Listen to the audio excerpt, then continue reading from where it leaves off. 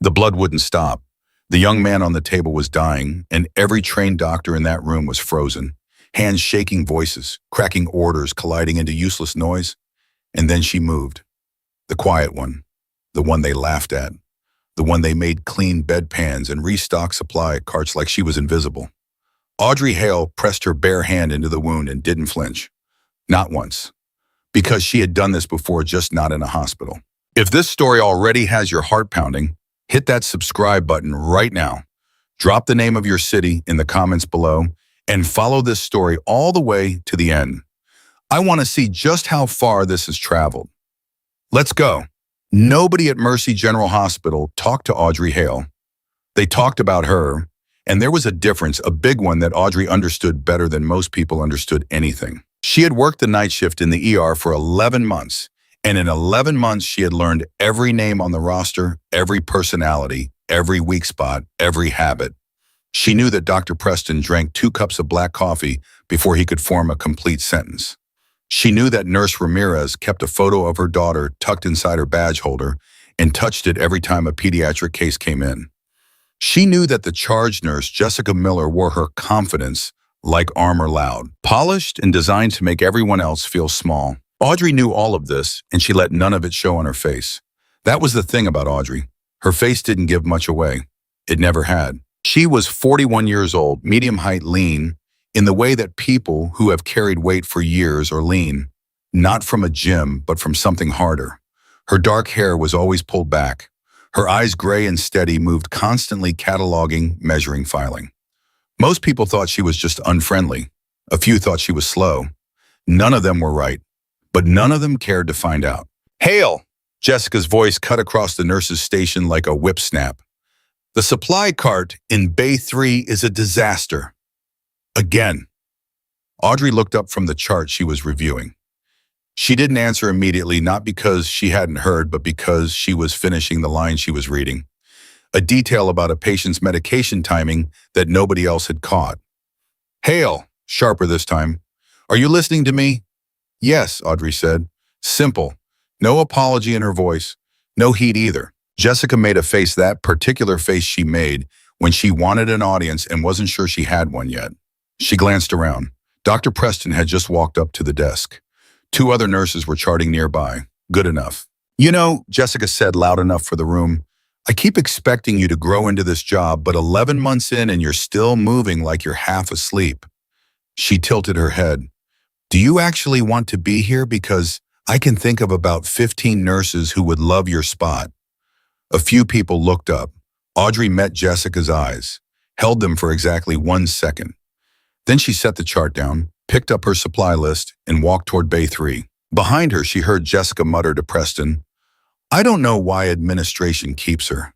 She's like furniture that doesn't match." Preston laughed, that short, dismissive laugh men make when they want to seem agreeable without committing to anything. Audrey didn't slow down. Inside her head, though, and this was the part nobody ever saw, she was running a count. 11 months, 3 weeks, and 4 days. That was how long she had been at Mercy General.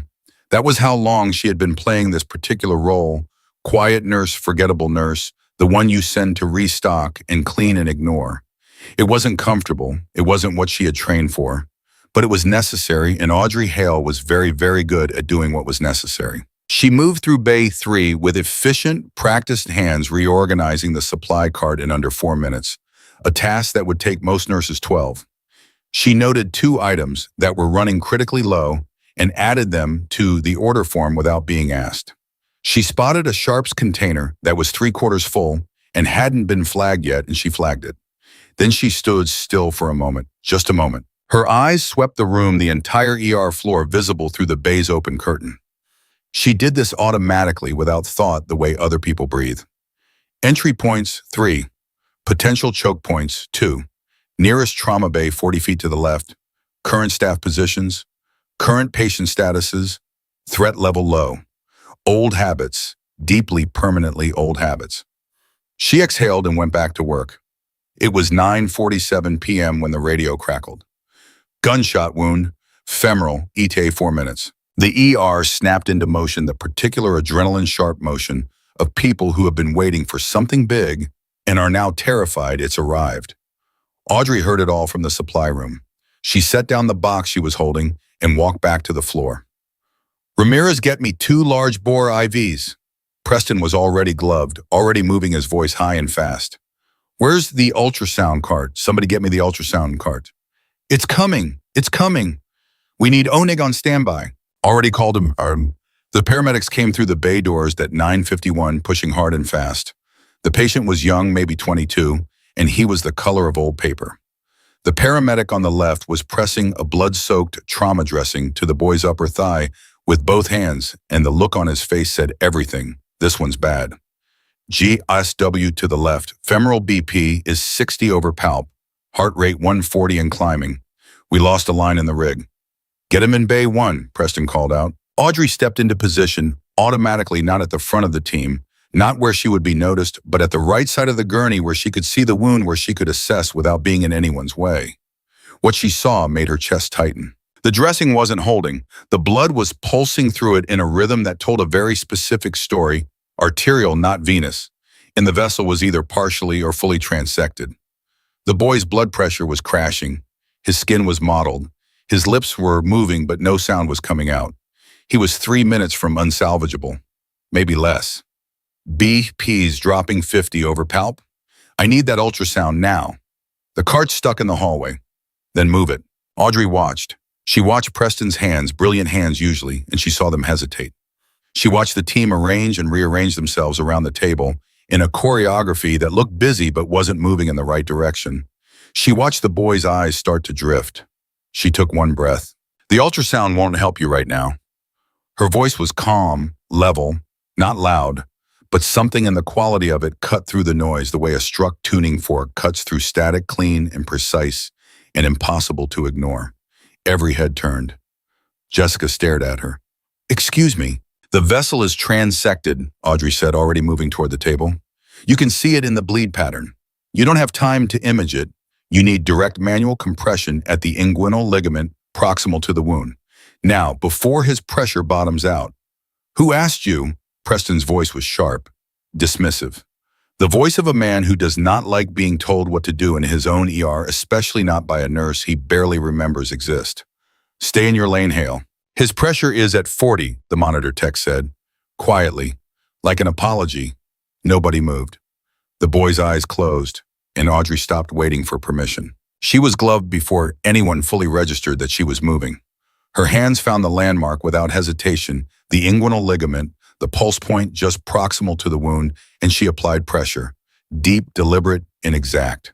The bleeding slowed, not stopped, slowed. But that was enough. His pressure's coming up, the monitor tech said, disbelief threading through every word.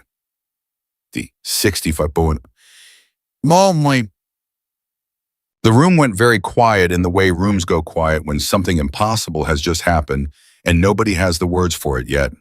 Preston was staring at her hands. His mouth was slightly open. Jessica hadn't moved from her spot 6 feet away. Her face was a complicated map of emotions that she hadn't yet organized into an expression. Audrey didn't look at either of them. She kept her eyes on the patient, on his color slowly beginning to improve.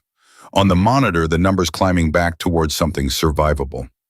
Someone needs to get vascular surgery on the phone, she said. He'll need operative repair within the hour. The compression will hold until then if you keep it steady. She paused. I can hold it until they arrive. Silence fell. Then Preston found his voice. How did you? His pressure is 70, the monitor tech said. Heart rate's coming down. 120? Get vascular, Audrey said again. Not asking this time. Ramirez was already on the phone. The patient's name was Danny Kowalski, 23 years old. Wrong place, wrong time, wrong neighborhood. He went into surgery at 11:15 p.m., and the vascular surgeon said afterward that whoever had applied that manual compression had bought Danny Kowalski his life. 30 more seconds without it, and there would have been nothing left to save. Nobody in the ER said thank you to Audrey. What they said was considerably different. She was still charting at the nurse's station, her hands steady, her handwriting precise when Preston appeared at her elbow. He had changed out of his trauma gloves, and he was wearing the particular expression that men in authority wear when they've been frightened and need to reestablish that they weren't. I need a word, he said. Audrey saved her place in the chart and turned to face him. What you did tonight was outside your scope of practice. His voice was controlled, measured, professional. The voice of a disciplinary conversation. You're a registered nurse. You don't make diagnostic calls. You don't override a physician's treatment plan. And you certainly don't touch a patient without authorization. The patient was dying, Audrey said. That is not your decision to make. Audrey looked at him for a long moment. He's alive. That is not the point. What is the point, Dr. Preston? Something flickered across his face. Irritation. And underneath it, and this was the part that Audrey registered without showing it, fear. Not of her, of the question, of the implication that there might be a world in which the point of emergency medicine was something other than keeping people alive. The point, he said quietly, is chain of command, protocol, the integrity of this team. You undermined every person in that room tonight by saving the patient, by acting as though you knew better. The words hung in the air between them. Audrey thought about a dozen things she could say. She thought about a compound in Helmand Province where she had kept a man's heart beating with her hands for 40 minutes while waiting for a medevac that kept not coming. She thought about the 16 other times she had been in situations like Danny Kowalski's, except with sand in her eyes and the sound of gunfire overhead. She thought about what chain of command actually looked like when the stakes were real, and the clock was real, and the blood was real. She said none of it. I understand, she said instead. I'll document my actions and submit them for review. Preston blinked. He had been expecting an argument, and her agreement had disarmed him in a way that aggression never would have. He nodded once and walked away. Jessica appeared from around the corner the moment he was gone. She had clearly been listening. You think you're something special, don't you? Jessica's voice was low, the meanness in it stripped of its usual performance quality. This wasn't for an audience. This was personal. Swooping in, making the rest of us look incompetent. I didn't try to make anyone look anything, Audrey said. You made Preston look like he didn't know what he was doing in his own ER. He didn't know what to do, Audrey said simply. In that moment, with that patient, he didn't know what to do, and Danny Kowalski was dying. Jessica stared at her. Her jaw was tight. You'd better watch yourself, she said softly. I have been at this hospital for 9 years, and I have seen people like you come and go. You are not as impressive as you think you are. Audrey picked up her chart. I don't think I'm impressive at all, she said. And she meant it completely and without irony, in a way that Jessica couldn't quite parse. And the inability to parse it was in the end the most unsettling thing Jessica had encountered all evening. She drove home at 7:15 a.m., the way she always drove, both hands on the wheel, eyes on the mirrors, mind running quiet. The apartment she had rented was on the 3rd floor of a building on the east side of the city. Functional, clean, almost nothing on the walls. A bookshelf with mostly field manuals and a few worn paperback novels. A kitchen where she cooked real food because her body was a tool, and she maintained it the way you maintained any critical tool, carefully, consistently, without sentimentality. She showered, she ate. She sat at the small table by the window and drank coffee and let herself think about Danny Kowalski the way you allowed yourself to complete an experience before filing it away. He had been so young. She had been 26 when she'd seen her first femoral bleed. In the field, no hospital, no surgical backup, just her kit and her training and a teammate who was counting on her to be exactly as good as she'd been trained to be. She had been good enough. She was always good enough. That was the thing nobody at Mercy General understood about her, the thing that made their mockery so completely profoundly beside the point. They thought they were dealing with a woman who was trying to be something and falling short. They had no framework for a woman who was choosing to appear as less than she was. Audrey set down her coffee. She opened the laptop on the table, an old secure machine, and checked a single encrypted email account she maintained for reasons she had never explained to anyone at the hospital. There was nothing in it. There never was, most of the time. She closed it and finished her coffee. She had chosen this hospital, this city, this quiet cover for good reasons. She needed time outside the noise. Time to exist without mission parameters, without threat assessments, without the particular weight of knowing that the decisions you made would decide whether people lived or died. Except, of course, that she had found a different version of that same weight at Mercy General. It just wore scrubs instead of camis. She washed her cup. She went to bed. She slept 6 hours, exactly a skill she'd developed over years of grabbing rest in any window available. And when she woke, she felt the thing she always felt upon waking, a moment of complete combat-sharp clarity before the civilian version of herself reasserted control. She lay still for that moment, as she always did, and then she got up and went back to work. 2 days later, Jessica filed a formal complaint. Audrey found out from Ramirez, who told her in a low, uncomfortable voice in the break room with the apologetic look of someone delivering news they wish they didn't have to deliver. The complaint cited Audrey for practicing outside her scope, for insubordination, for disrupting team cohesion during a critical care event. "I'm sorry," Ramirez said. I know what you did. I saw what you did." Her voice dropped. "You saved that kid." "I know," Audrey said. She poured herself coffee. She meant it as reassurance, and she could see from Ramirez's expression that it almost landed that way, except there was something in Audrey's voice, too calm, too certain, too unbothered, that made Ramirez look at her with the beginnings of a question she didn't quite know how to ask. "Doesn't it make you angry?" Ramirez said. "Being treated like what?" Ramirez searched for the word. "Like you don't matter." Audrey looked at her, really looked at her the way she rarely let herself look at people here, because looking meant connecting, and connecting meant complications. "People have tried to make me feel like I don't matter before," Audrey said finally, "much louder than this, in much worse places." Ramirez stared at her. Audrey picked up her coffee and walked back to the floor.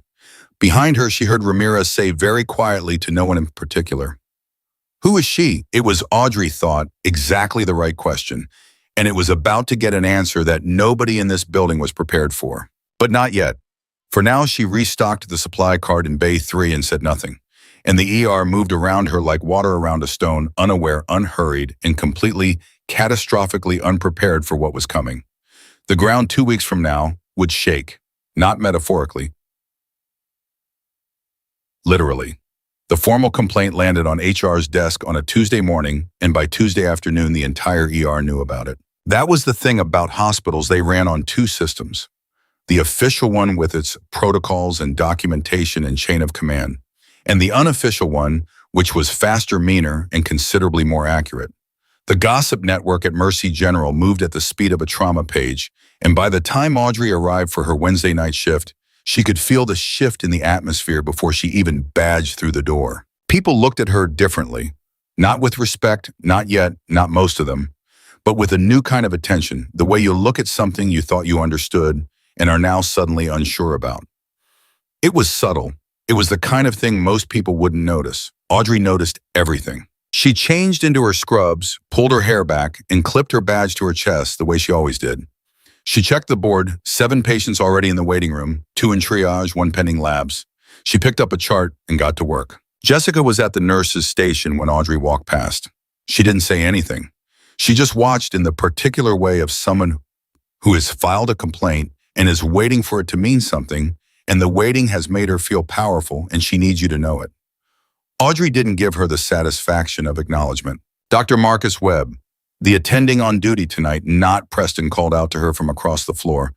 "Hale, I've got a patient in Bay 2 who's been complaining of chest tightness for 6 hours and the triage notes are incomplete. Can you go do a full assessment?" Yes, Audrey said. She was already turning toward Bay 2. Behind her, she heard Jessica say just loudly enough, "Careful, Marcus, she tends to freelance." Webb looked at Jessica with the expression of a man who has worked night shifts for 15 years and has no patience left for interpersonal drama. "As long as the patient gets assessed, I don't care if she does it in interpretive dance." He turned back to his chart.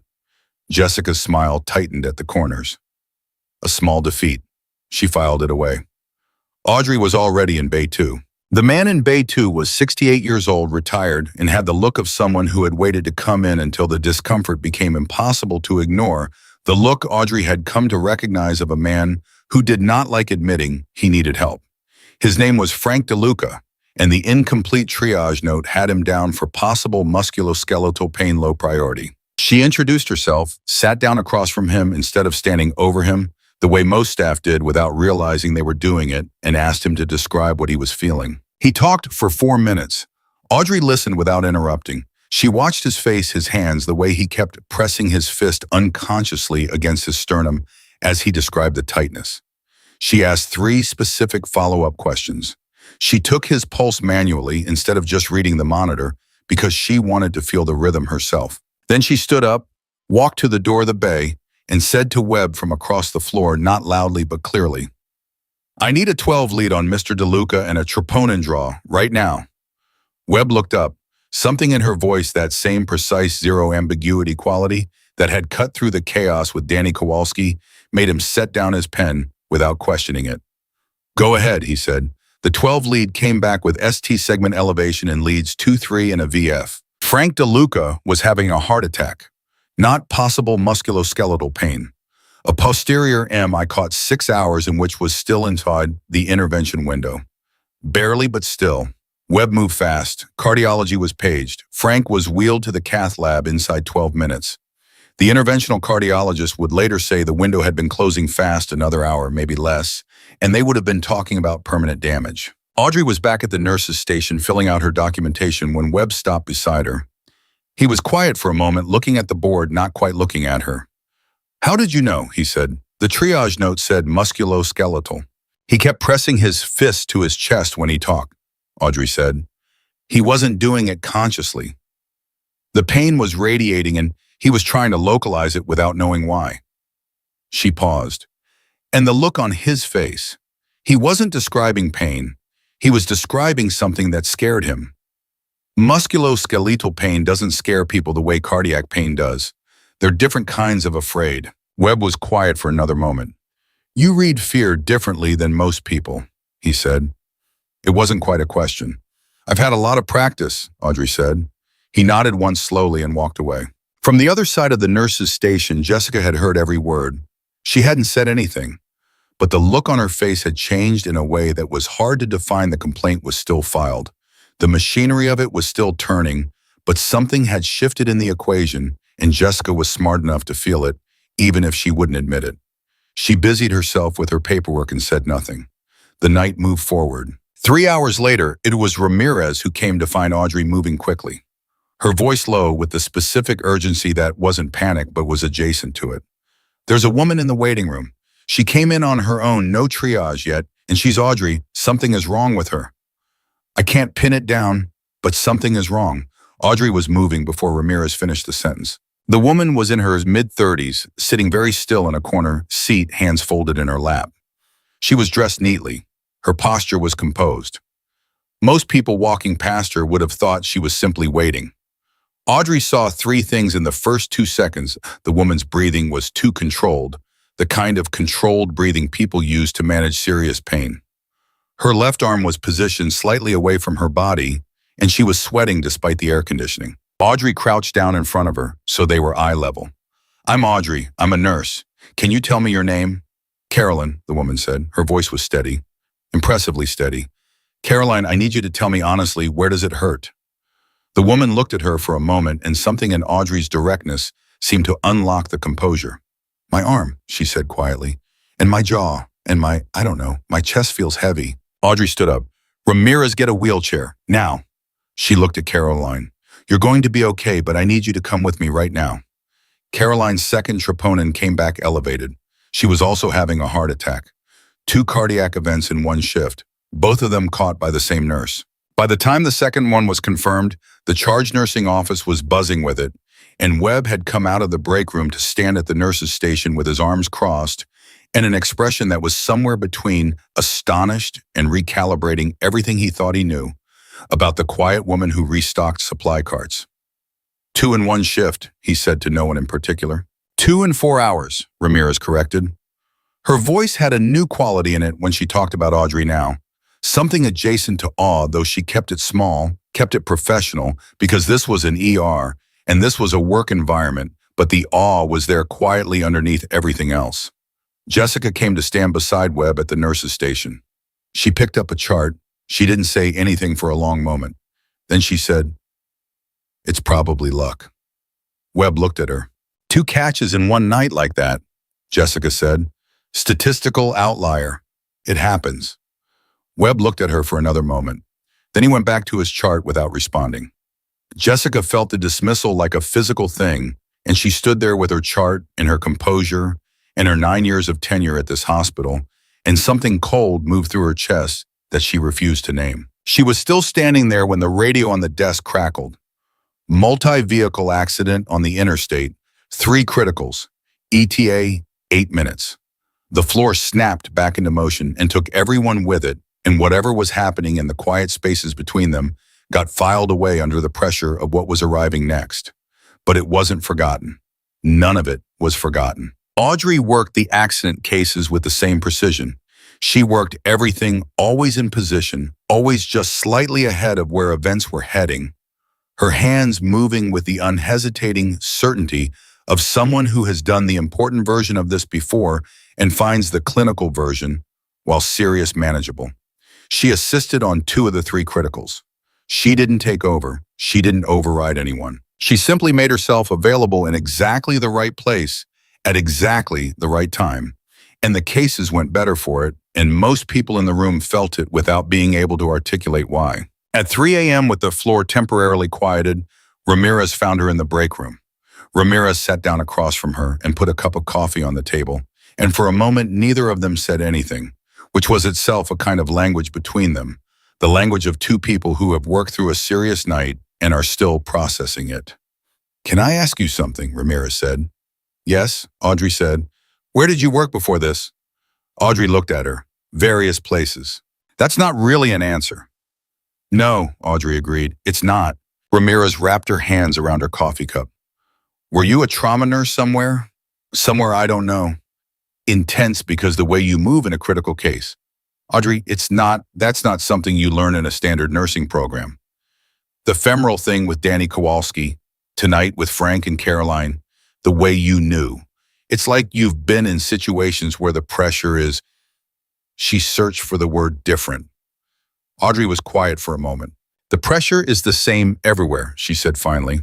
"A person is either going to live or not, and the difference comes down to the decision you make in the next 30 seconds. That's the same whether you're in an ER or—" She stopped. "Or," Ramirez said. Audrey shook her head once, not defensively, just a door closing. Ramirez watched her for a moment.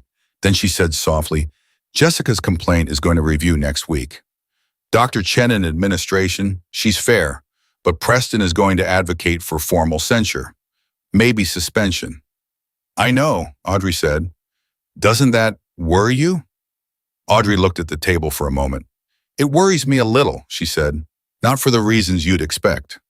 "What reasons, then?" "If I'm suspended, I'm not here," Audrey said simply, "and someone will come through those doors who needs someone with my particular skill set, and I won't be here to provide it."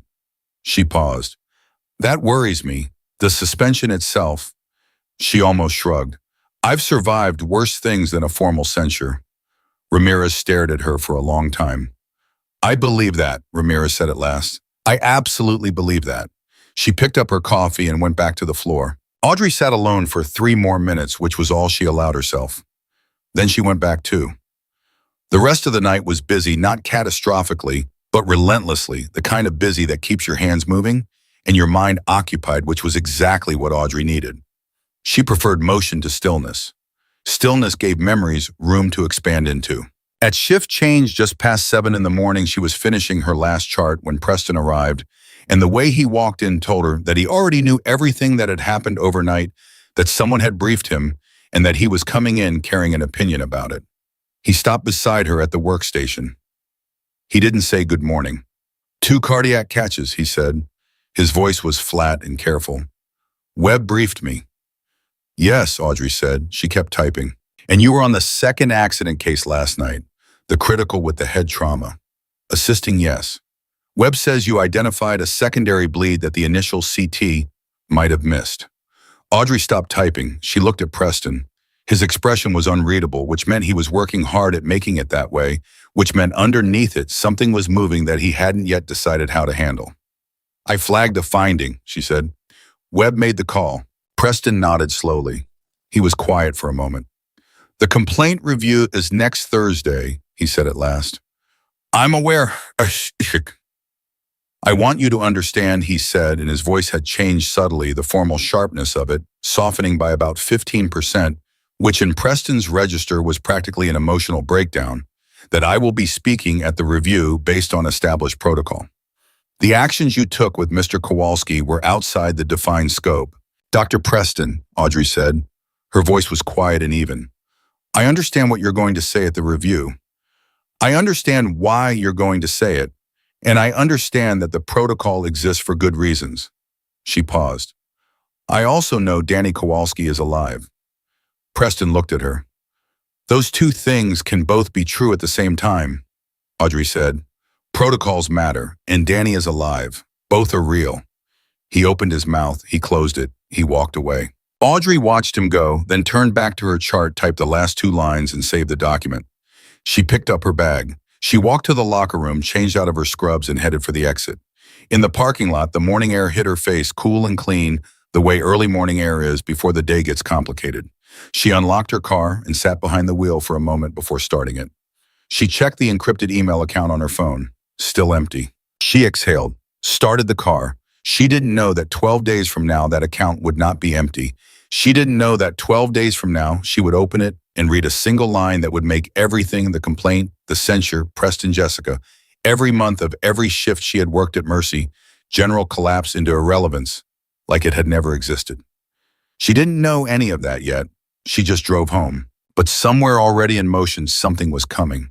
Something that moved faster than gossip networks, faster than trauma pages, faster than anything this hospital had ever dealt with. The complaint review was scheduled for Thursday at 2 in the afternoon, and for the 10 days leading up to it, Mercy General operated the way institutions always operate when something uncomfortable is sitting on the calendar, with a kind of collective held breath, a performance of normalcy over a current of tension that everyone could feel and nobody acknowledged directly. Audrey worked her shifts, she did her job, she restocked carts, she assessed patients, she caught the things other people missed, and she did all of it with the same unbroken steadiness she'd carried through every shift since her first day.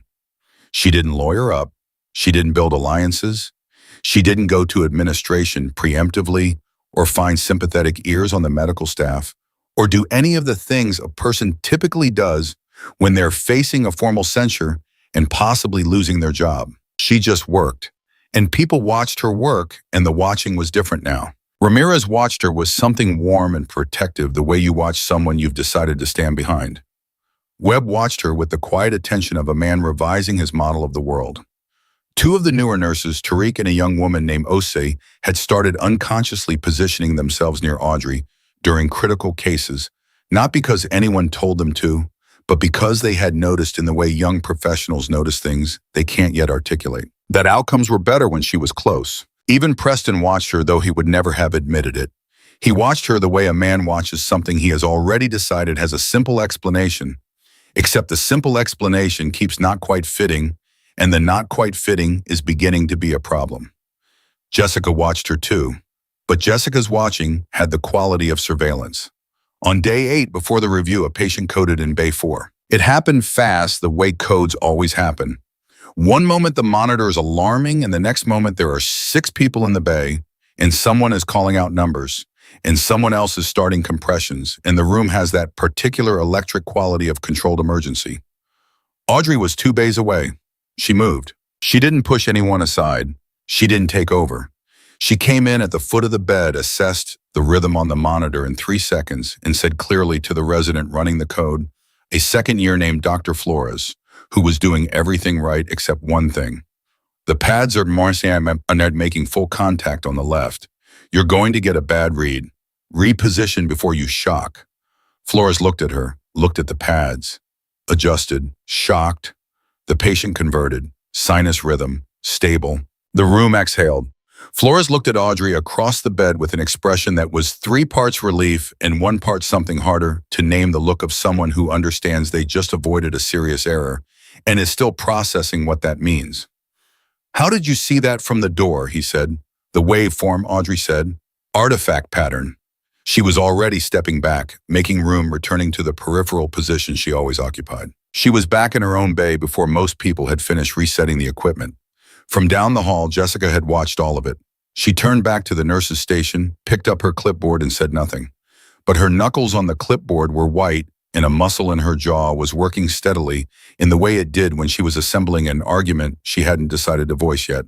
That night, alone in the break room at 2 in the morning with the particular exhaustion of a long shift and too much thinking, she made a phone call. Audrey didn't know about the phone call. She wouldn't know about it until it was too late for it to matter. What the phone call said, the person who received it would later describe as Jessica Miller calling in 9 years of institutional loyalty, asking administration to accelerate the review and expand its scope, requesting not just a censure but a full performance evaluation leading potentially to termination. She framed it carefully, patient safety scope of practice, team dynamics. She used the right language. She built the right case. She was very good at it. And it might have worked in a different story, in a different sequence of events. It might have been exactly enough, except that 3 days before the review, Audrey opened her encrypted email for the first time in 11 months and found a message. It was 4 words long. "We need you back." She sat with those 4 words for a long time. The coffee in front of her went cold. The apartment was quiet. Outside, the city made its ambient sounds, traffic, a distant siren, someone's dog, and Audrey sat very still and read 4 words and felt something in her chest that she hadn't felt in a long time. Something complicated. Something that pulled in 2 directions simultaneously. She had left that world for a reason. But she had never fully left it the way you never fully leave something that is built into the architecture of who you are.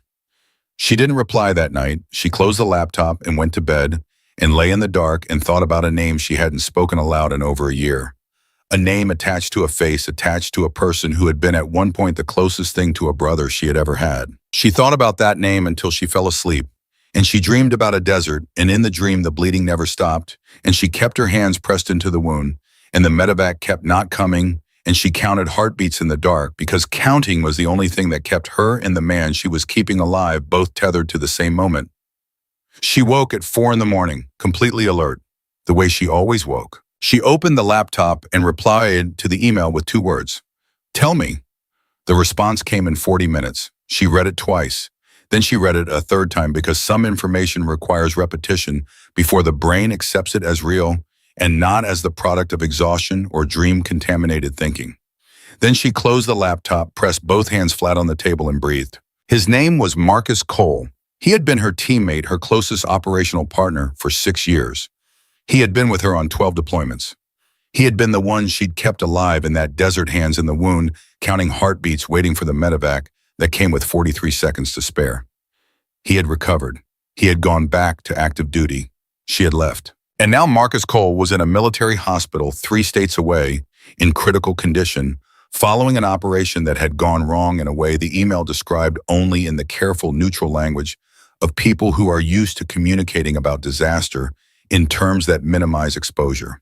And his prognosis was uncertain, and the surgical team had hit a complication they didn't have experience with.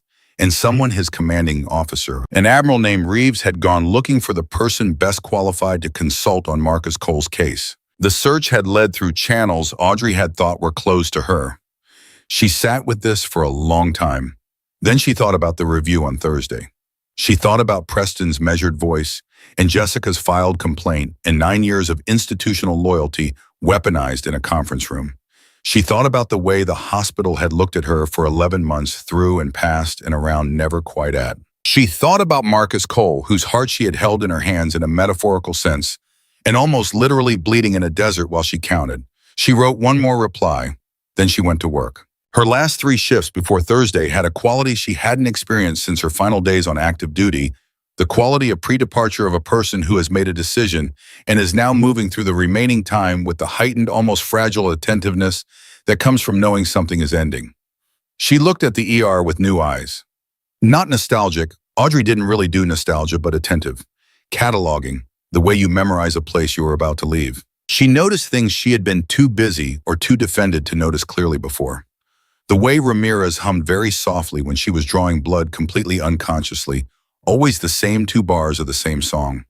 The way Tariq double-checked his own work 3 times on every medication, draw a habit he'd developed from a mistake he'd made early in his career, that he'd told no one about but that Audrey had identified months ago. The way even Dr. Preston, difficult and territorial and occasionally unkind, sat with dying patients at the end of his shifts, in the way that a man who entered medicine because he cared, sat with them quietly and with a heaviness that was its own kind of tenderness. She had spent 11 months in this place feeling unseen, and in her last days here, she was seeing everything.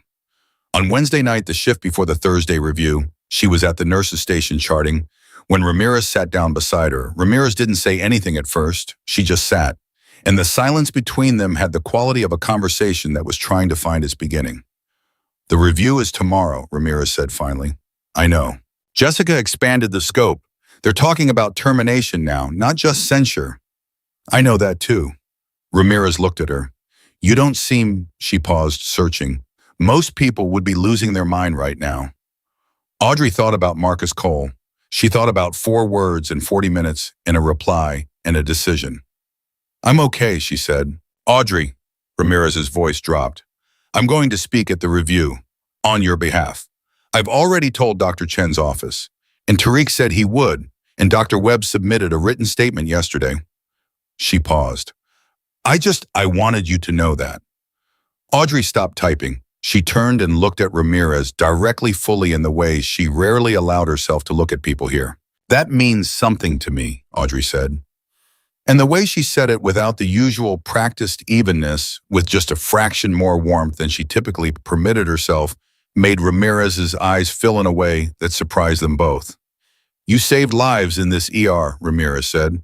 "Multiple lives. That should count for something." "It does," Audrey said. "It counts for everything. It just—" She paused, and something moved across her face that was there for only a moment before her composure reasserted itself. "It might not be enough for the outcome you were hoping for." Ramirez frowned. "What do you mean?" Audrey shook her head slightly, not refusing to answer, thinking about how much to say. "I mean that whatever happens tomorrow in that conference room, I need you to know that I'm grateful.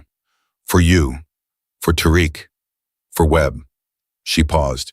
"And I need you to know that I'm going to be okay, whatever happens." Ramirez stared at her. "You already know something," Ramirez said slowly. "About tomorrow, you know something." Audrey looked at her for a moment. Then she turned back to her chart and typed one last line and saved the document. "I know that things don't always end the way the people who designed the ending expected them to," she said. She picked up her bag. The shift was over. At the door, she stopped without turning around. "Ramirez," her voice was quiet, "take care of this place. The patients deserve someone who sees them the way you see them." And then she was gone through the door into the parking lot, into the dark. Ramirez sat at the nurse's station for a long moment, not moving. Something about that goodbye had felt final. She didn't know why she thought that. She couldn't have explained it to anyone. It was the particular human instinct that fires when something is ending, and the only person who knows it is the one walking away, and the rest of you are still catching up to a reality that has already been decided. She thought about it all night.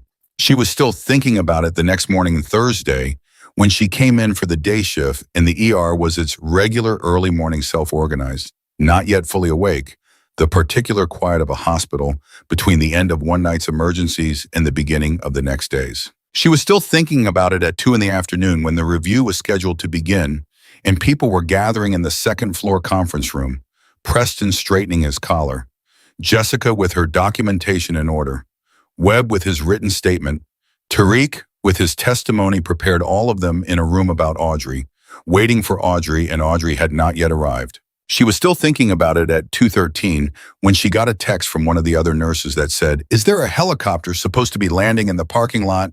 And then she felt it. The whole building felt it. A deep rhythmic vibration moving up through the floor from the ground outside, the unmistakable, bone-felt percussion of helicopter rotors, heavy and close. The sound of a military aircraft, not a civilian medevac, not the airlift helicopter that occasionally used the hospital's designated pad. This was different. This was larger. This was the kind of sound that didn't belong to the regular vocabulary of a hospital. And every person in the building who heard it felt the difference, even if they couldn't have named it. On the second floor, the conference room went quiet. Preston walked to the window. He looked out. His face went still in a very specific way, the way faces go still, when what they're seeing doesn't fit any available category and the brain needs extra time to process. Jessica came to stand beside him. In the parking lot below, a Blackhawk helicopter was touching down. Military markings. Full military markings. And it had come down not at the designated helipad, but directly in the main parking lot, with the total unapologetic certainty of an aircraft that does not ask permission. In the ER below, every patient who could move and every staff member not actively engaged in care turned toward the windows. The noise was enormous now, filling the building, vibrating in the chest, in the sternum, in the back of the throat. Ramirez was on the floor. She felt it go through her feet. She moved to the window.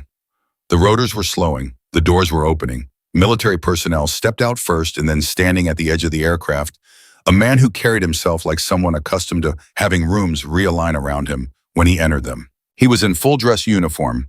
His posture was absolute. He looked at the hospital entrance with the expression of a man who is exactly where he meant to be and will not be deterred from his purpose by anything this building or the people in it might attempt. Ramirez watched him walk toward the entrance. She heard from somewhere behind her, from the direction of the ER entrance, the sound of the automatic doors opening. And then a voice, military grade, no microphone needed. "I'm looking for Chief Petty Officer Audrey Hale." The ER went so quiet that Ramirez could hear someone's monitor beeping 2 bays away.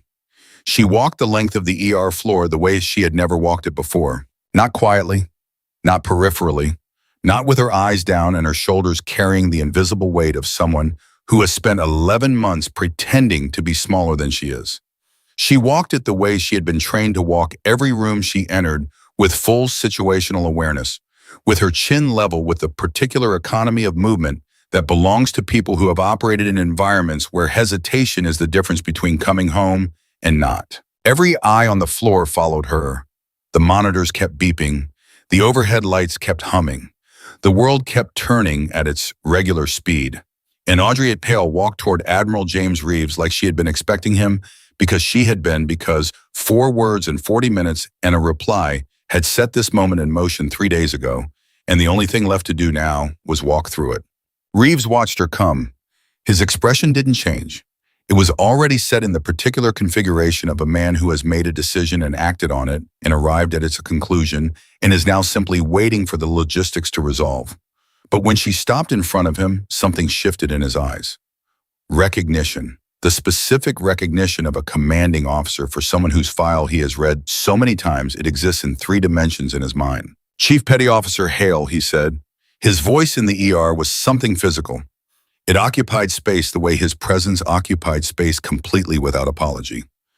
"Admiral Reeves," Audrey said. Her voice was just as level, just as certain. Behind her, the ER had stopped functioning in any meaningful sense. Nobody was pretending to chart. Nobody was pretending to check equipment.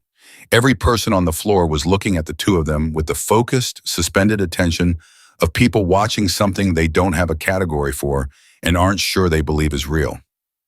Ramirez had her hand over her mouth.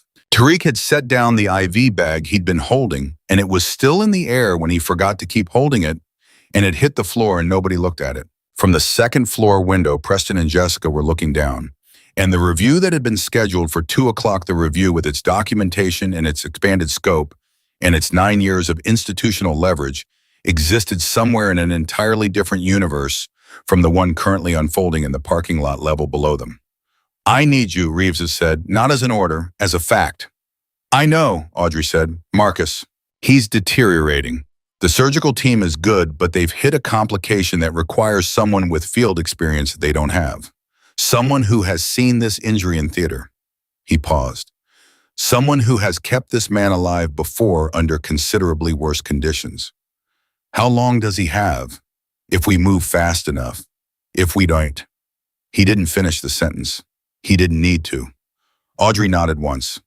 "Give me 4 minutes." Reeves nodded back. And the ease of that exchange, the total absence of explanation or negotiation. 2 people communicating across a shared language that nobody else in the room spoke, sent a ripple through every person watching it. Because this wasn't the quiet, forgettable nurse asking for a bathroom break. This was a professional negotiating operational parameters with a flag officer, and the flag officer was deferring to her timeline. She turned back to the floor. Every face turned with her in. She walked to the nurse's station. She picked up a resignation letter she had placed under the desk 3 days ago, sealed in an envelope addressed to hospital administration, placed there quietly on Monday morning before her last shift while the floor was still mostly empty and no one was watching. She set it on the desk. Then she looked up, and for the first time in 11 months, she looked at the full room. All of it. Every person in it. The letter is for Dr. Chen, she said to no one specifically and everyone at once. Her voice was clear and unhurried. It's effective immediately. Ramirez made a sound that wasn't quite a word. Ramirez. Audrey looked at her directly. Frank DeLuca's follow-up cardiology appointment is next Tuesday. Make sure someone calls his wife to confirm he won't remember to do it himself. She paused. In the patient in Bay 6, Mr. Hartley, his pain medication dosing is off. Someone needs to recheck the chart. I flagged it this morning, but it hasn't been corrected yet. Ramirez's voice broke on the single syllable, and she had to reset. I'll handle it. I know you will, Audrey said. She looked at Tariq. You're better than you think you are, she said simply. Stop second-guessing your instincts. They're good. Tariq stared at her with the expression of someone who has just been handed something he doesn't know what to do with and whose eyes are doing something embarrassing about it. She looked at Webb. He was standing at the edge of the floor, arms still crossed, the same recalibrating expression he'd worn since the night of the 2 cardiac catches. He nodded at her once slowly with the gravity of a man who has just finished revising an important model and isn't entirely comfortable with how different the revised version looks. She nodded back. Then she looked at the rest of the room. The faces she knew, the faces she had worked beside for 11 months, the people who had looked past her and through her and around her, the ones who had laughed, the ones who had stayed quiet, the ones who had been quietly decent when it cost them nothing. She didn't say anything else. She picked up the small bag she had also placed under the desk 3 days ago, packed it home on Monday, because when you have decided on a course of action, you complete the preparation before you need to, not during, and she walked back toward Reeves. She was almost at the entrance when a voice came from behind her. Hale. She stopped, turned. Jessica Miller was standing at the far end of the nurses' station. She had come down from the 2nd floor. Audrey hadn't seen her come in, which was rare enough to note. She was standing straight, her documentation still in her hand, her expression doing something complicated that it wasn't used to doing. The armor was still on, but something was coming through it, and it was difficult to name, which made it harder to carry. The whole room watched Jessica, because Jessica always commanded a room, always had, and even now, in a moment, that was not hers by any definition. The room tracked her automatically. Jessica stopped. Something in her jaw moved. You were a Navy SEAL medic. It wasn't really a question. SEAL Team Combat Medic, Audrey said. 6 years active, 4 deployments. Jessica stared at her. Behind the composure, behind the armor, something was happening that Jessica had no practiced response for, because Jessica had built her entire professional identity on the premise that she understood the hierarchy of this ER, that she could read people, that she knew who mattered and who didn't, and she had been wrong. Spectacularly, completely wrong about the one person she had been the most certain about. You let us treat you like... She stopped again. Her voice had a quality in it now that didn't belong to the professional Jessica, the charge nurse Jessica. It was rawer than that. You never said anything. You just let us. Yes, Audrey said. Why? Audrey looked at her for a moment. The honest answer was complicated. The simplified version was already more than she owed this room. Because what I did before this isn't a weapon, Audrey said. It's not something I carry around to make other people feel smaller. I came here to do good work. I wanted to see if I could do that quietly without the history attached to it. She paused. It turns out it's harder than I thought. People decide who you are before you've shown them, and once they've decided, the showing doesn't always change the decision. Jessica's mouth tightened. Not with anger, with something that had more to do with shame and the particular difficulty of confronting shame publicly without preparation in front of an audience you cannot dismiss. I filed a complaint, Jessica said. Her voice was lower now, almost private in a room full of people. I know. I was trying to... She stopped. The sentence didn't have a good ending. She had been trying to win something, and the thing she had been trying to win had just been revealed as profoundly, irreversibly beside the point. I was wrong, she said at last. The words seemed to cost her something real. About you, I was wrong. The room was absolutely still. Audrey looked at her. Take better care of your people, she said. The ones who are quiet, the ones who don't fight back. They're usually the ones with the most to offer. She turned and walked out. Behind her, no one said anything for a long moment. Then Reeves held the door, and Audrey walked through it, and the door closed behind her, and the ER was left holding an absence that was shaped exactly like the person they had never bothered to see. Outside, the Blackhawk sat heavy and patient rotors beginning to spin back up with a sound that rose through the chest like a second heartbeat. Two of Reeves's personnel had a portable medical briefing kit open on the hood of a vehicle. Tablet satellite imagery, the condensed version of Marcus Cole's surgical file already loaded. Reeves walked beside Audrey. She was reading on her feet the way she had always read in the field, moving and processing simultaneously, one part of her brain cataloging the information, another part already translating it into action sequences, into decision trees, into the operational architecture of what came next. The surgical team at Bethesda is solid, Reeves said, but they've never managed a field-modified arterial repair on top of blast trauma and secondary sepsis. The combination it's specific, Audrey said. I've seen it 3 times. Twice in country, once in the immediate aftermath of an exfil gone bad. She turned a page on the tablet. The complication they are describing on page 4, the retroperitoneal involvement that's manageable if you address the sequencing in the right order.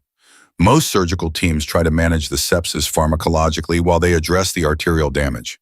You have to flip it. Arterial first aggressively, then sepsis. Or the inflammatory cascade undoes every surgical gain. Reeves looked at her sidelong. And you know this from doing it in a tent with a field kit and inadequate lighting while someone was shooting at the tent, Audrey said. He almost smiled. Almost. Cole's been asking for you, Reeves said, when he's conscious. He paused. He said, and I am quoting because his exact language seemed important to preserve, "Tell Valkyrie I need a rescue," again. Audrey stopped, walking for exactly half a second. The name, her code name, the one she had carried through 6 years and 12 deployments, the one that had started as a call sign and become something more, the way those things always did hit her in a place she had thought she'd successfully insulated. She kept moving. "How conscious is he?" she said. Her voice was steady, in and out. "The lucid windows are getting shorter. Then we need to be there when the next one opens." She was already at the aircraft. She ducked under the rotors without hesitating, climbed in with the practiced ease of someone who has spent more time in military helicopters than in personal vehicles, and buckled in before the personnel behind her had settled. Reeves climbed in across from her. The doors closed. The Blackhawk lifted. Audrey looked through the window as they cleared the hospital, the building falling away below her, the parking lot, the ER bay doors, the ordinary external face of a place where she had spent 11 months of her life being invisible. It was smaller from above. It always surprised her how small things looked from altitude, how contained, how separate from the scale of the world. She thought about Danny Kowalski alive in a room somewhere in that building because she had pressed her hands into the wound and refused to move them until the numbers came back. She thought about Frank DeLuca, who would make his cardiology appointment because Ramirez would make the call. She thought about Ramirez herself, her quiet decency, her warm instincts, her capacity for loyalty that she extended even to people she barely knew, which was the rarest and most valuable kind. She looked away from the window and opened the medical file again. Marcus Cole, 39 years old, 6'1", 210 pounds, physically the kind of person you'd mistake for a wall if you weren't paying attention, but his real dimensions were never physical. His real dimensions were the ability to navigate impossible situations with a kind of uncanny calm, the calm of someone who trusts the person next to him completely. He had always trusted Audrey completely, and she had earned it every time. In every desert and every mountain and every operation that had gone sideways, in the particular ways that classified operations went sideways. Now he was lying in a hospital bed deteriorating, and she was in the air, and the air between them was closing. "Estimated flight time," she said to the pilot. 42 minutes, Chief." She nodded. 42 minutes. She turned back to the file and started building the case in her mind, the sequencing, the decision points, the places where the surgical team would need to be redirected, the specific knowledge that existed only in people who had seen this injury in the field, in the dirt, under conditions no surgical training program replicated. Reeves watched her work. He had been in the military for 31 years, and he had a deep familiarity with the particular look a person had when they were fully inhabiting their competence, when there was no gap between who they were and what they were doing. He had seen it rarely. He had never seen it in someone who had been spending the past 11 months restocking supply carts in a civilian ER. You chose a difficult cover, he said. I needed quiet, Audrey said without looking up from the file. Did you get it? She considered the question. Frank DeLuca and his fist pressed to his sternum. Caroline sweating in the waiting room chair, holding herself together with both hands. Danny Kowalski, the color of old paper, his lips moving and no sound coming. Out. The look on Flores's face when the patient converted. The two words Ramirez had said in the break room at 2 a.m. Who is she? For a while, she said. Reeves nodded. He looked at the file she was reading. When this is over, he said carefully, the careful voice of a man making an offer he has been authorized to make, but wants to deliver correctly. There's a position, teaching, advanced trauma management, field surgery protocols, cross-training for special operations medics, permanent stateside assignment. You'd be building the next generation of people who can do what you do. Audrey was quiet for a moment. Teaching, she said. You'd be very good at it. I know, she said, which was not arrogance. It was the same level assessment she applied to everything. Is that a yes? She looked at him for the first time since they'd boarded. Ask me again when Marcus is stable. He nodded. He understood the only answer she was capable of giving right now, because right now Marcus Cole was the only variable that existed. She looked back at the file. Below them, the city was falling away, and ahead of them was the particular kind of clarity that only existed when the mission was simple and real, and the person at the end of it was someone worth flying toward. She turned another page. Her hands were steady.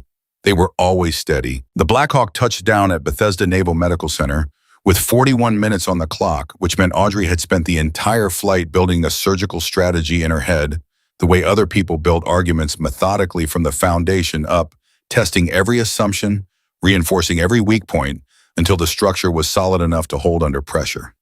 She was out of the aircraft before the rotors fully stopped. A medical liaison officer met her on the tarmac, young, efficient, moving fast.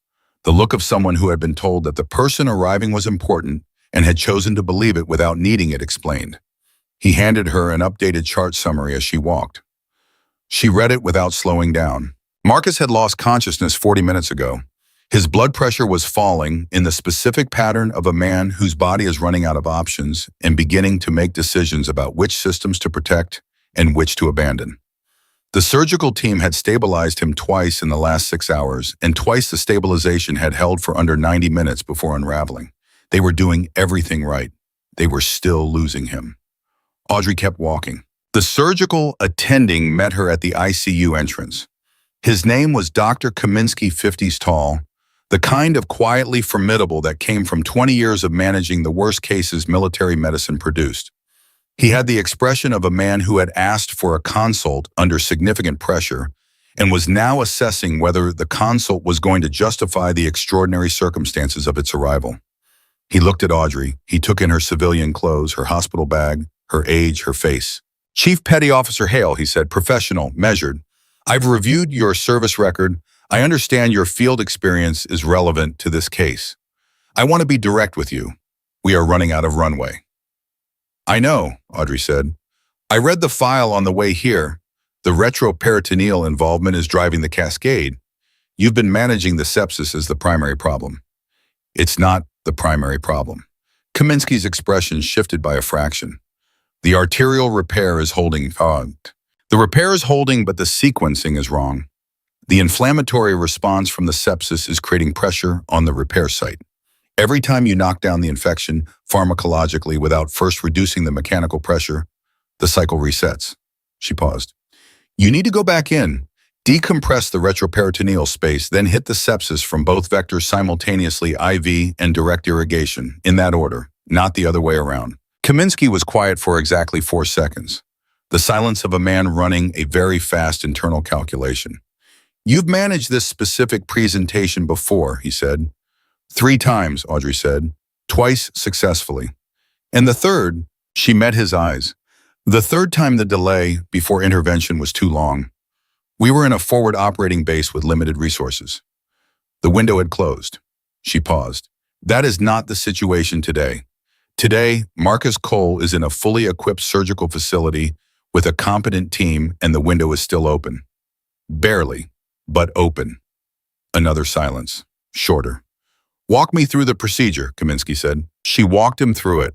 Standing in the corridor outside the ICU, speaking clearly and precisely, she laid out the sequence step by step, not as a suggestion, not hedged with civilian deference, but with the directness of someone describing a thing they have done with their hands, in conditions that would have broken most people, and whose certainty about the method came not from textbooks, but from the specific, irreducible authority of experience. Kaminsky listened without interrupting.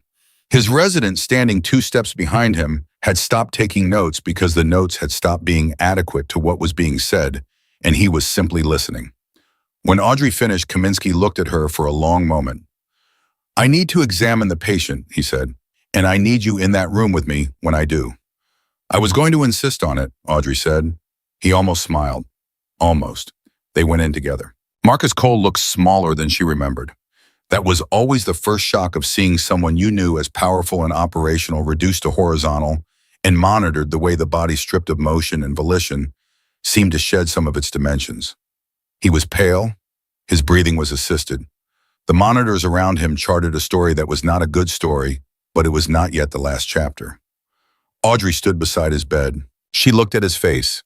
11 months since she'd seen it, longer since they'd been in the field together. But faces like Marcus Cole's didn't change the way other people's faces changed. They were already weathered past the point where ordinary time made a visible difference. He looked like himself, diminished but himself. She put her hand on his forearm, not for medical reasons, for the reason that you touch someone when you need them to know you are there, when you need the knowledge to go through the skin and into something deeper than consciousness. His eyelids moved, didn't open, but moved. "Hey," she said quietly, "I'm here." Nothing for a moment. Then almost imperceptibly, the fingers of his hand shifted. Not a grip. He didn't have the strength for a grip, just a movement, an acknowledgement. Behind her, Kaminsky was reviewing the imaging with his resident, his voice low and focused, and Audrey heard the quality of it changing as he moved through the scan, the particular quality of a physician, revising his understanding of a problem in real time, the mental sound of a model being updated. "She's right," he said to the resident, quietly, not to Audrey, to the resident, but Audrey heard it. The retroperitoneal pressure. "I've been so focused on the sepsis markers that I haven't been looking at the mechanical component as the driver.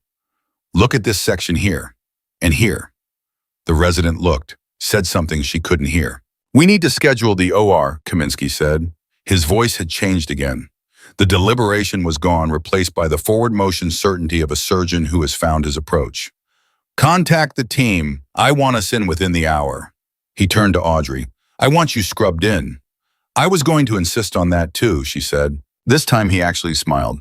It was small and brief and came from a place of genuine professional respect, which was the only kind of smile that meant anything in a room like this one. "Reeves said you were exactly what this case needed," Kaminsky said. "I don't say this to many consultants, but he was right." "Tell me after Marcus is stable," Audrey said. "Right now, let's go." They went. The OR had the quality that ORs always had. In critical cases, the focused, collaborative intensity of people who are very good at a specific thing and are doing that thing at the edge of their capacity, which was when the best of them became truly remarkable. Kaminsky's team was solid. Audrey had assessed them in the first 4 minutes. Clean technique, good communication, no egos dominating the room. The kind of team that could receive direction and execute without friction. She stood where she was most useful and did what she had always done. She made the complicated legible. When Kaminsky hit the retroperitoneal space and the extent of the involvement became visible, and the room's energy spiked briefly toward alarm, it was Audrey who said calmly, "That's consistent with what I've seen. It looks worse than it is. Work from the lateral margin inward. Don't go for the center first." Kaminsky worked from the lateral margin inward. The pressure released in stages. Marcus Cole's blood pressure, which had been trending in the wrong direction since they'd opened, began to level, then slowly to climb. Nobody cheered. This was not a cheering room, but the anesthesiologist said, "Pressure is improving," in the tone of someone reporting the dawn after a very long night, and that was enough. An hour and 20 minutes in, they began the dual-vector sepsis management IV, in direct simultaneous the sequence Audrey had described in the corridor outside the ICU with the certainty of someone who had done it in a tent.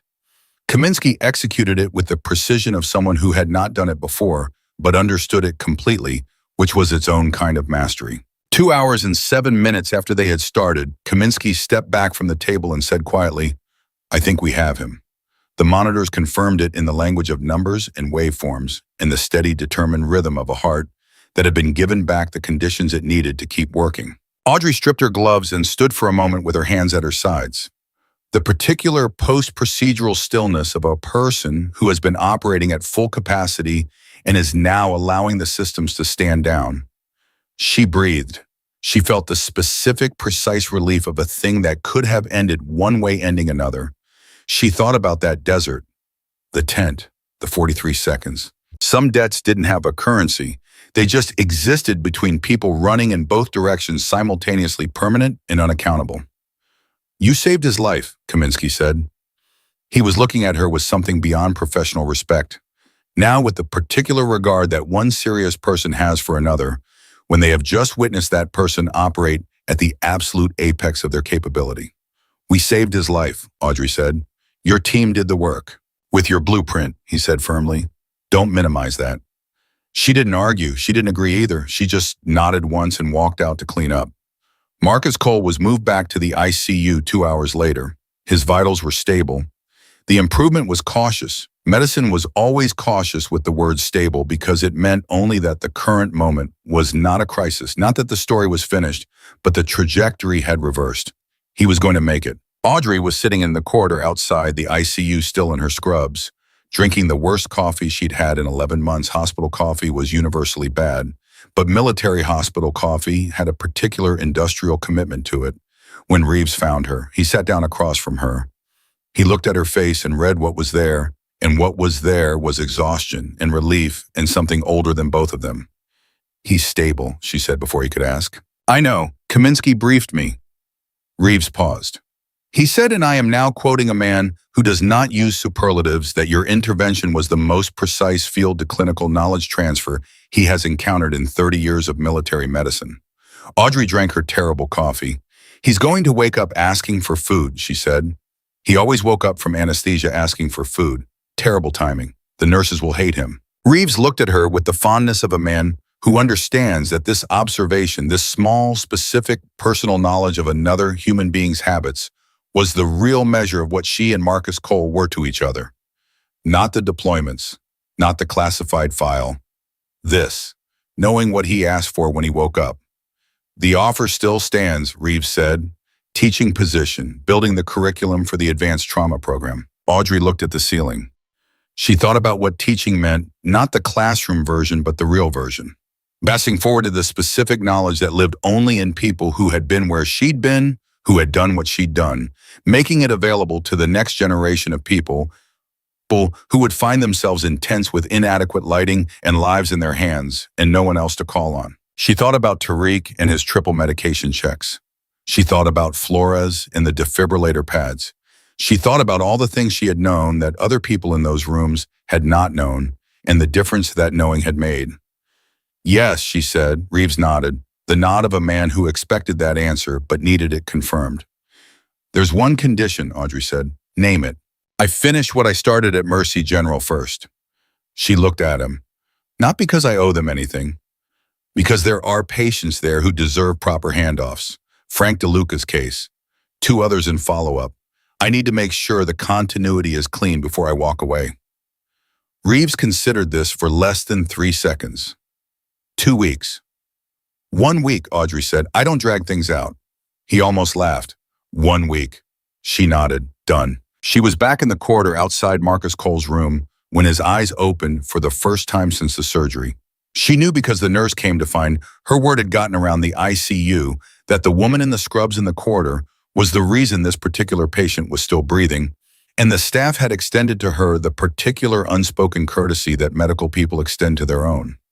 She went in. She stood at the side of his bed. Marcus Cole looked up at her with the unfocused, assembling expression of a person putting themselves back together after anesthesia. He blinked twice. His eyes found her face. And then something happened in those eyes, recognition, and beneath it something deeper. The specific relief of a man who had at some level been holding on because he had been told she was coming. Hey, Valkyrie, he said. His voice was hoarse and thin and completely unmistakably him. Hey, Cole, she said. He was quiet for a moment, breathing, being alive with the conscious intentionality of someone who has come close enough to not alive to appreciate the distinction. Didn't think, he started. Don't, she said quietly. You thought right. I was always going to come. He looked at her. The hospital. The civilian thing. You okay? She thought about Danny Kowalski and Frank DeLuca and Caroline. She thought about Ramirez's hand over her mouth in the ER when the Admiral walked in. She thought about Jessica saying I was wrong in a room full of people which had cost her something real and which Audrey would not dismiss the way it would be easy to dismiss it. She thought about 11 months of invisible work in what it had cost her and what it had given her, and how those two columns didn't balance in any simple way. I'm okay, she said, and she meant it. He was quiet again. His eyes were drifting the pull of sedation and exhaustion, but he was fighting it the way Marcus Cole fought everything with quiet, patient resistance. You know what they used to say about you, he murmured, back in the teams. I know, she said. They said, his eyes half closed. When things are at their worst, when there's no way out, and the clock is gone and you've run out of options. A long breath, Valkyrie shows up. She stood there with that for a moment. Get some sleep, Marcus, she said. Already, he said, and he was gone, back under his breathing, deep and regular, and the monitors steady around him. She stood at the side of his bed for a minute longer. Just that. A minute of stillness with the monitors charting the proof of a life that had been preserved by the sequence of decisions she had made over the past 72 hours. And if she was being honest, over the past 11 months, and before that over 6 years, and before that over every moment in which she had chosen to become the person who could walk into any room at any level of crisis and do what needed to be done. She picked up her bag and walked out. Reeves was waiting in the corridor. He didn't say anything. He fell into step beside her, the way people who have operated together fall into step naturally without coordination matching rhythm. They walked toward the exit. Behind them, in a room with steady monitors and clean surgical repair and the particular quiet of a crisis resolved, Marcus Cole slept, and the debt between them, the one that ran in both directions and had no currency, continued to exist the way it always had not. It as an obligation, but as the living record of two people who had repeatedly and without reservation shown up for each other in the moments that mattered most. Outside, the morning air was cool and clean. The Blackhawk sat on the tarmac rotors still. The world was doing its ordinary things, traffic noise in the distance, birds a jet trail across the sky.